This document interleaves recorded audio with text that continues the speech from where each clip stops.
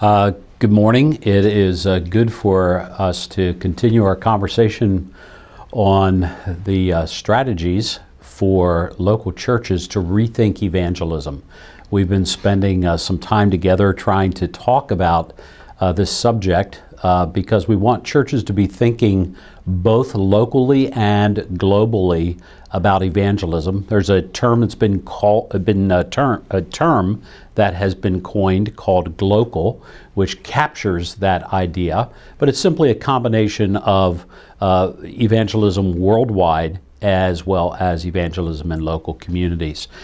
We have talked in some of our previous sessions about the importance of thinking about evangelism locally for the benefit of the local church, reaching its own community. But we want to shift gears a little bit today, and we're still talking about the church, but we want to think a little more globally today, and that's why I'm excited to have a good friend of mine, Tom Telford, here with us this morning. Tom has been involved in world missions for decades, literally. I don't know of another person who has had more contact with local churches and working with them to try to help them evaluate and establish solid missions strategies for their churches than Tom Telford. He has a very extensive background in a number of areas. We're not going to go too much into the testimony part today, Tom, but I do want to mention Tom's also an author. He's written a couple of books on the subject of missions. One is called All-Star Mission Churches, which talks about some of the churches that he has encountered in years past, which really have incredibly exciting and very powerful missions approaches. And then his other book is Missions in the 21st Century. And that is a book that is kind of geared to helping churches kind of assess where they are and where they need to be. So Tom is currently serving with United World Mission, which has also been affiliated with another organization you've been a part of called ACMC. What's ACMC stand for, Tom? ACMC stand for, in the beginning when it was founded, it was the Association of Church Mission Committees. And today it is actually has gone under, but it ended up being the Association of Church Mission Committees and then Advancing Churches in Missions Commitment. And it was an organization that was geared to helping churches do a better job in missions.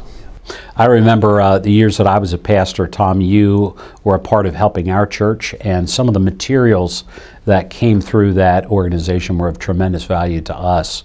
But let's move ahead with our subject matter this morning.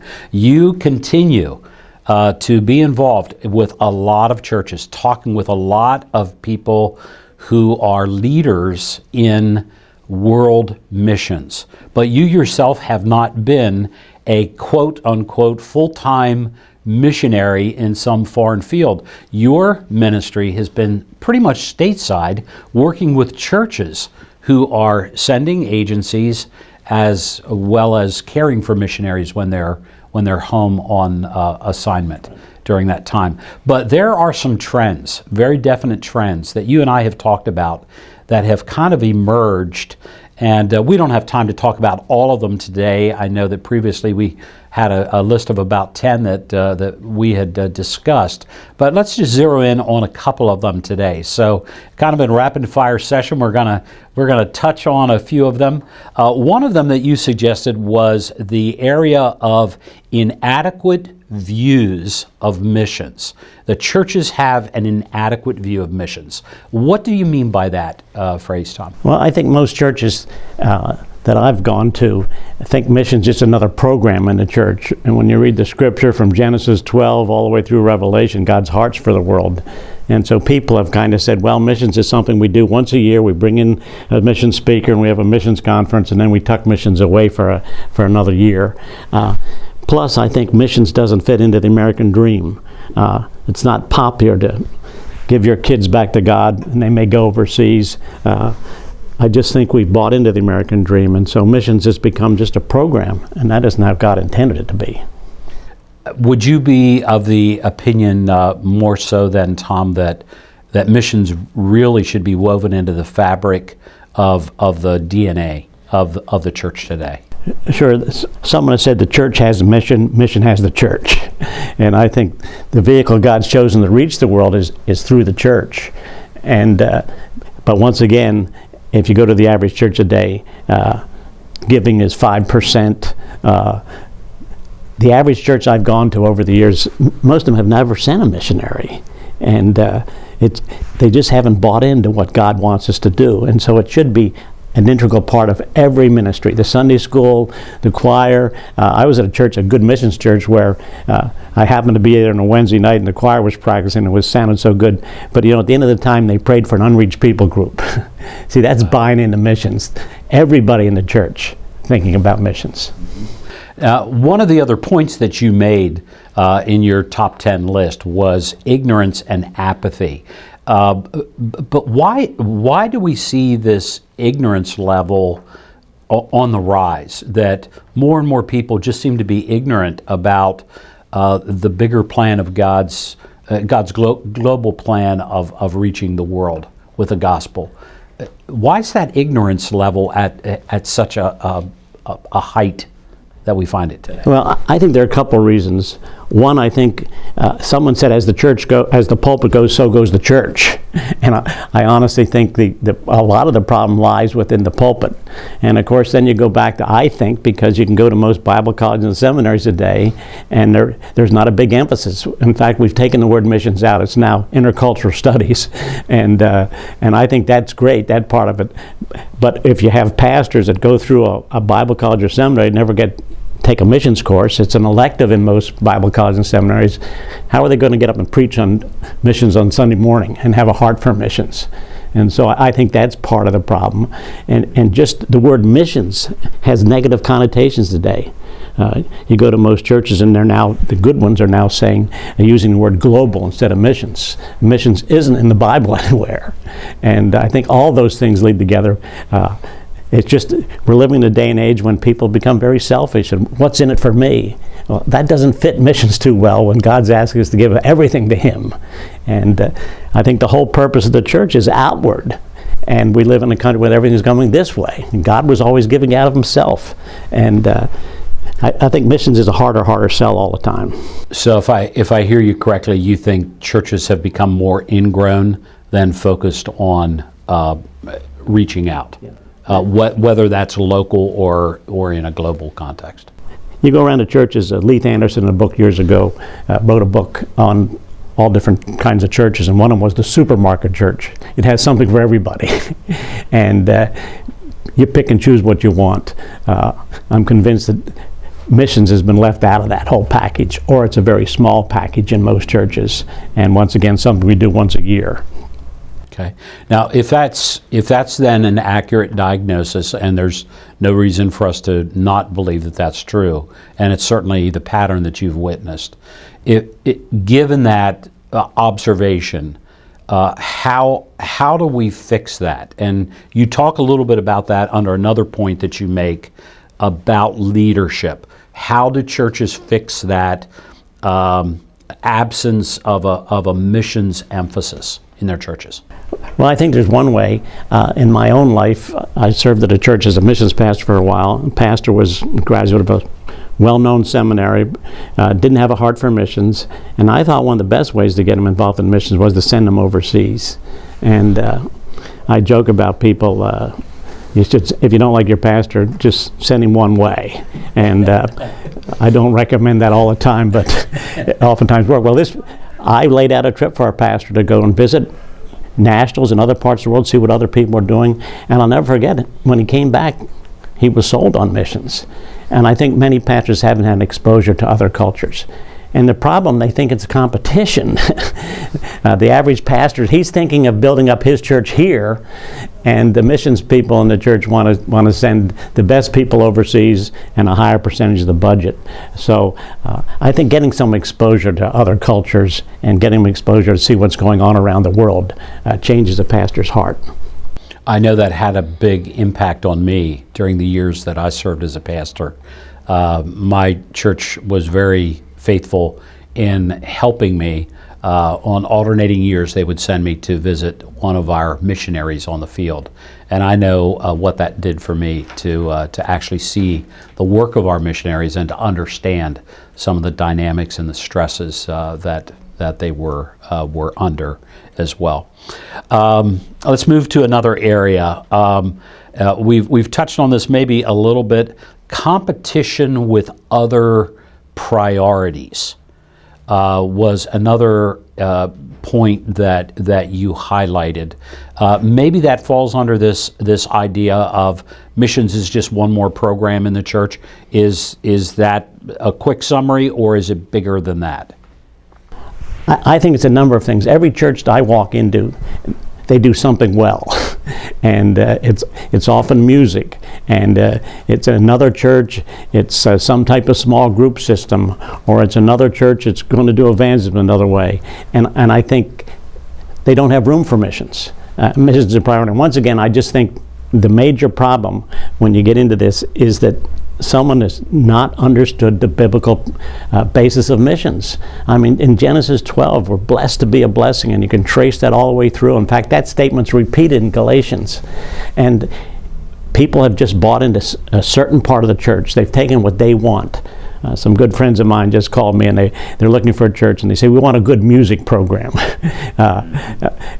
You can't do it all. And I think one of the things in the church today, when it comes to competition, I just think there are so many things out there, and you can't make everybody happy. But I think if we don't stick to the scripture, the church is going to become an entertainment place, which I think it's already become in a lot of churches. There's wars in churches on music, and there's small group systems, and they've got all kinds of competition. And I think missions just become another piece in the pie, when it should be the center of the pie, the core of the pie. And I think that's a harder and harder sell all the time. We want more money for ourselves, more money, another staff guy to do this. And so it just forces missions to the side all the time. Now, I know that you interact with a lot of missionaries, a lot of missions leaders, a lot of mission organizations or mission boards. Call them whatever terminology we choose. But there are some new trends that we're seeing that are very effective in some parts of the world. We're seeing things such as BAM, and some people may not know what BAM is. That's business as mission. How do you think something like that fits into today's culture? Well, I think it fits in very, very well. There's a couple reasons why BAM it will probably be very successful. One is that in most parts of the world, you can't send missionaries in. In fact, we have 2 billion people who've never had a chance to hear the gospel. You can't get a visa to go into most of those countries. But they want some skills that we have. So the idea of BAM is going and setting up businesses in other parts of the world and reaching people for the gospel through that. And I think that'll be very successful. Paul did it years ago. And more people are buying into BAM as a way to reach people. For years in the church, we asked the businessmen, give us money for missions. Now we're asking, use your expertise for mission. And this is taking off. Most mission agencies have a BAM department. Some mission agencies today have already started and set up their own little business enterprise with their own separate tax thing and all of that. But it opens up missions to a whole lot more people, getting more and more people involved. And when you think about it, I think good churches will try and get people from the pews to get personally involved, and that's the secret to getting people excited about missions, getting them some kind of hands-on experience. And here with BAM, we open up a whole wave of people that we have never used before. And the third world countries want what we have, and we have men sitting in our churches that can go and do that. And by the way, this is very cost effective, because most of these men, they're not going to go on the missions budget. They're going to go and do this on their own, and we're seeing this starting to happen more and more. And most mission agencies have a BAM department today. But it's really not the desire to get more money that motivates them. It's the gospel that's motivating them to be able to use their business expertise in another part of the world. And one of the things that I've noticed is that often in those BAM type of programs, they're employing nationals. It helps the economy in those countries, and it also builds relationships with those employees where they have a chance to live out the gospel, to show the gospel to those people, and then eventually at times to be able to share the gospel with those. And in a lot of the countries that are closed, this is a tremendous avenue worth considering. Another term for this would be marketplace ministry. The first one I bumped onto years ago when this first started was a man who got the contract in America for some type of TV receiver, and he started a company making those in China. And within 2 to 3 churches, he had led 150 people to Christ and started 2 or 3 cell churches. I think that's the model, and it's reaching people with the gospel.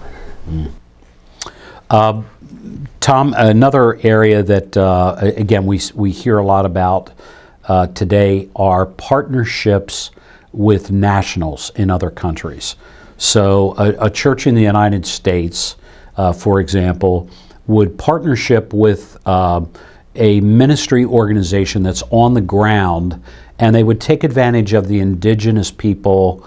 I don't mean take advantage in a negative way, but they would utilize the fact that these are individuals who already speak the language, they know the culture, they live on much less, their immediate results, and more mission agencies are simply coming alongside of them, not to take over or take control, but to come alongside to be able to say, how can we work with you? How can we help you? This partnering with nationals, what's your take on that trend that we see? Well, it just seems to me to make more common sense. The national already has the language, he knows the culture, and all we need to do is come alongside them.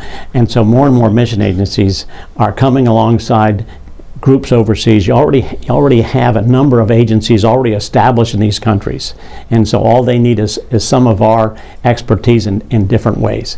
I think the other thing you see along this line is most mission agencies now have multinational teams. I taught at a candidate school 3 weeks ago where in that room were 20 people. 5 were from Spanish countries, 2 or 3 were from Muslim countries, somebody from Asia. And a team in those countries are made up of 5 different nationalities. I just think that makes sense. I'm not saying it's going to be easy because we all have so many differences, but that's the wave of the future. And in a lot of these countries, all we need to do is go and train people. That's why I think teaching nationals in other countries, building them up in the scriptures and getting to understand them and working with them. But this is where it's going to happen. Most of these countries are producing 10 to 15 to 20 missionaries every one we are. In fact, for the last 10 years in America, we've stayed level with how many missionaries we sent because some are retiring and new ones going out, just replace them. But in other parts of the world, Korea, for example, you can go to some of these countries that have far more missionaries than we do. And shouldn't we be doing this all together? We're moving down here toward the end of our time, but I want to pick up, before we wrap up here this morning, I want to pick up on your book that you wrote on the all-star churches. Some of these churches that you came across who are just doing some very unique things. You'd probably call some of them really leaders in the area of missions today, of what churches can do. So we want to give a realistic perspective, which I think we have so far, but let's finish on an optimistic perspective and say what are some exciting things, and it may be some churches that you mentioned in the book or some other churches that you've come across in more recent years. What are some of the exciting things that you see churches doing that might spark interest or an idea for some other churches that might be tuning into this video? I think one of the most exciting churches in there is Wheaton Bible Church is in Chicago. It's in the Wheaton area, and they actually have a Sunday school class on Sunday morning for Muslims. They've got that many Muslims coming to their church. I mean, that's unheard of. But they decided, because they found in a certain part of Chicago, not far from the church, there was high-rise apartment house. So they invested in that apartment house, and they are reaching Muslims right here, and Muslims are being won to Christ right here in Wheaton, the Wheaton area. And I think that's exciting, reaching to the community. God's brought the mission field to us. Someone said, because we didn't respond and go, he's brought them here. And I think we see more and more churches taking advantage of that, finding out what cultures live near them. And actually, some of them have brought missionaries home to reach them. The guy that teaches the Muslim class in Wheaton Bible Church is a former missionary that was reaching Muslims. Now he's reaching more right here. And by the way, when most of these cultures, these people from other cultures are brought out of their own culture, they're far more open to the gospel. Or I was just talking to someone recently. I met a guy who's just started an organization called Move In, and he's picked high-rise apartment houses that are occupied by Muslims, Hindus, or Buddhists, and he's asking Christians to move in them and just keep their job and just live their life in front of them. He's already got over 70 couples doing this in Toronto, Minneapolis. There's a whole lot of Somalians living. Actually, 1,800 Somalians live in a big apartment house, and he's got people moving in there and just living their life in front of them. I think that's missions. That's when everybody in the church buys into mission. It's everybody's job. I think of the saying I saw outside of a church that is doing a great job in evangelism. It said, "You catch them, we'll clean them." I like that idea. Just you go in and live your life, you're going to have a chance to reach them. You don't have to hit them over the head with the gospel. Just live your life in front of them. And I think that's what the scripture's all about. And I see a number of churches that have bought into making missions the fabric of the church. That's why we're here. And the whole outward concept instead of inward. And it's exciting. They have all the other good programs. They're reaching their kids. They're doing training. But they made the fabric of the churches to be everybody's focused in reaching outward. And I think that's what makes the church exciting in missions. And I think of a couple of other models, a church in New England that has just decided that they would reach the ethnic people near where they are. And so they decided to hold dinners for them. They did all kinds of things like that. The stories come out of that. They hold a dinner. They bring people from MIT, 2 or 3 different big schools, and just have food for them, and then they go into people's homes. They offer them the homes. And most of these international students, which we now have almost 1 million in this country, 2 things they're looking for is find out something about what people believe and learn something about our history. And I heard the one woman tell a story in that church of hosting a Chinese student from MIT just over a short period of time, came to the meeting for the dinner, stayed in their home, went to church with them on Sunday morning, and coming home from church, he said he wanted to prepare a meal for the family. And he prepared a Chinese meal, and she said, "Our children who don't like rice were upset." She said, but he taught them how to use chopsticks, and he won them over. Within a month, he phoned that house and said, "I love being in your home. Could I come and live with you for the next 2 years?" They took that kid in. And the woman, this is now 10 years old, told me the story of those kids on their vacation were given a trip to go back with this kid when he went back to China. The kid got saved, and her children are now thinking about missions. See, I think that's buying in. See, those people gave up a room in their home. And look what happened as a result of that. So I think the whole outward focus of the church has to be increased in America. Tom, we've all through this series, we've kept talking about Acts 1:8 as being kind of a centerpiece for these conversations, where we know in Acts 1:8 that there was this impacting of the gospel going forward in kind of concentric circles in Jerusalem and Judea and Samaria and the uttermost parts of the world. The reality is, and you've said it again today, and some others have mentioned this same trend, today we see the door coming that we see people coming to our doorstep.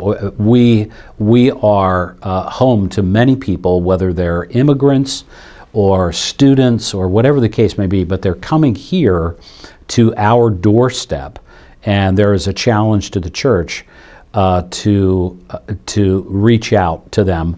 But that doesn't mean that we just give up on what we've called traditional missions, but who we send and where we send them and the way that they're engaged in ministry in some other context in the uttermost part of the world is going to look very differently, perhaps, than it did a generation ago. But it seems like there's more emphasis and with this we'll close. It seems like there's more emphasis on the entire church being the missionary instead of just a select few who we identify from our churches as being the missionaries who we want to send to some other part of the world. Would you agree or disagree with that I concept? agree 100% with that. I think the idea is if we get the whole church involved in missions, and then the best of those people in missions are the ones that we send cross-culturally, but the whole church doing missions. And until we get to that point, missions isn't exciting. Until we send some of our own people and until we reach out to the community here. Nothing is more exciting than seeing people won to Christ, and yet we don't see that happen in our own church as much.